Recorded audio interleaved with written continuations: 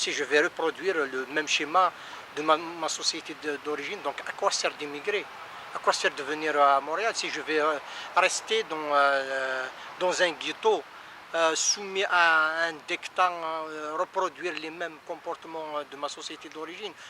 On est venu ici au Québec, c'est pour tout d'abord, on a lutté dans nos sociétés d'origine pour ces valeurs, comme la laïcité, comme la démocratie. Donc, quand on est venu ici, c'est pour chercher et vivre dans ces valeurs. Donc, c'est ça notre objectif.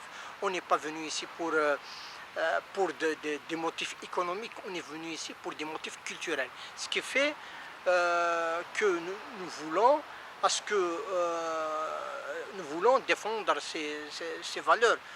Ces valeurs comme la laïcité, comme la démocratie. Nous voulons que nos familles puissent s'épanouir, puissent vivre comme la société québécoise et non comme la société d'origine, tout en sachant qu'on a vécu dans nos sociétés d'origine une certaine répression de ces valeurs archaïques. Donc je pense qu'un immigrant qui vient au Québec, c'est pas pour reproduire ces valeurs archaïques. Et comment définiriez-vous la laïcité? En quoi consiste-t-elle? La laïcité, je pense, c'est le résultat du siècle des Lumières. C'est le résultat des luttes de penseurs, de philosophes juste après le Moyen Âge. Donc cette laïcité, c'est un remède pour moi, c'est un antidote, c'est un antibiotique contre les religions qui essayent de s'accaparer, de dicter des comportements pour les êtres humains. Donc la laïcité, c'est la séparation du religieux et du politique, c'est vivre comme citoyen et non pas comme homme religieux. C'est vivre comme homme citoyen et non comme homme religieux. Il s'agit de veiller à ce que la vie collective ne soit pas régie par une théologie. Bien sûr. Soumise à une théologie particulière qui contredira toutes les autres cohabitant sur le sol national. Bien sûr. La laïcité, donc, c'est la cohabitation.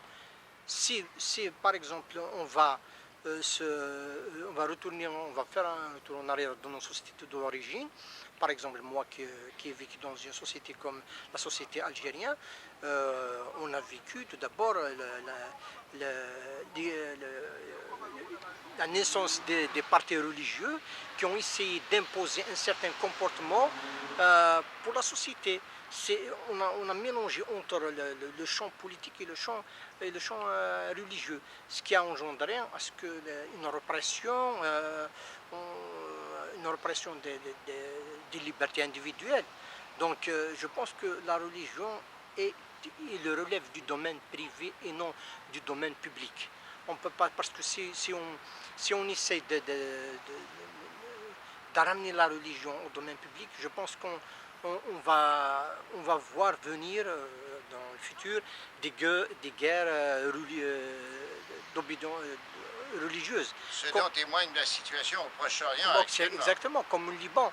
Donc peut-être ça sera la libanisation du Québec, parce que si chacun tire ou chacun exacerbe sa religion, donc comment on va vivre ensemble? Je me demande, si demain, moi, je vais venir au Québec, je vais exaspérer ma religion, je vais rendre ma religion visible, et je vais pousser l'autre aussi à rendre sa religion visible aussi.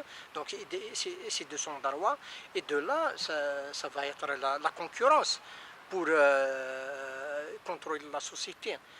Et le résultat, ce sera une confrontation. Et cette confrontation va avoir des conséquences dramatiques sur la société et sur l'avenir du Québec.